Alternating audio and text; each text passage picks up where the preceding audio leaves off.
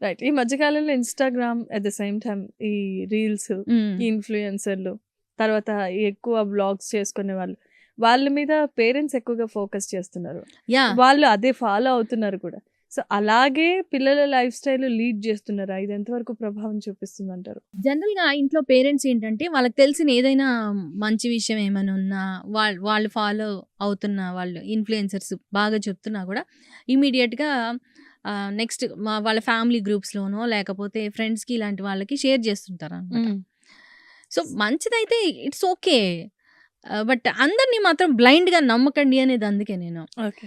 బ్లైండ్‌గా మీరు నమ్మి, మీరు 10 మందికి షేర్ చేస్తే వాళ్ళు నమ్మి ఎవడో ఒకడైతే నష్టపోతాడుగా. మనం అవును. చేసిన ఒక చిన్న చిన్న షేరింగ్ షేర్. వల్ల ఎవరైతే మాత్రం ఖచ్చితంగా నష్టపోతారు గదా! అవును.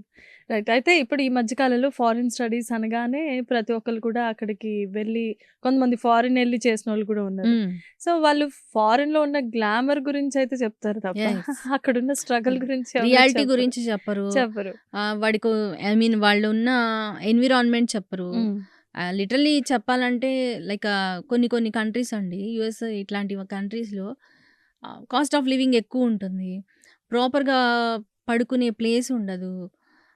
బయటికి మాత్రం లైక్ వీడియో షూట్ చేసుకునేటప్పుడు మాత్రం లైక్ ఎన్విరాన్మెంట్ చూపించడము, కలర్‌ఫుల్ ఎన్విరాన్మెంట్ లేదా మాల్స్ ఇలాంటి వాటిలో హ్మ్. చూపించేసరికి హ్మ్. ఆటోమేటిక్‌గా ఇక్కడ ఉండేవాడు టెంప్ట్ అవుతాడు. అవును. అరే! నేను గూడా అక్కడికెళ్తే బావుండు కదా! అలాంటి ఎక్స్‌పీరియన్స్ నేను గూడా చూస్తాను గదా! అన్న ఉద్దేశంలో ఉంటారనమాట. సో, అది మంచిది కాదని కాదు అంటారు. గదా! అవును. సో, రియల్‌గా కొంతమంది చెప్తారండి. హ్మ్. రీసెంట్‌గా నేను ఒక వీడియో విన్నాను. ఆవిడ 70 ఇయర్స్ ఆవిడ అనమాట. హ్మ్. So, she lives in UK. లండన్‌లో ఉంటది. ఆవిడైతే అదే చెప్తుంది. అంటే ఆవిడ చెప్పడం అనే కాదు.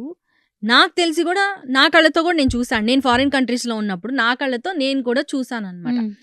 వచ్చిన స్టూడెంట్స్ ఏమేం పనులు చేస్తున్నారు. ఇక్కడేమో మనం అల్లారు ముద్దుగా పెంచుతామండి అవును. పిల్లల్ని. వాడి ఎవరి వల్ల ఇన్‌ఫ్లుయెన్స్ అయ్యి వచ్చుంటాడో మనకు తెలీదు.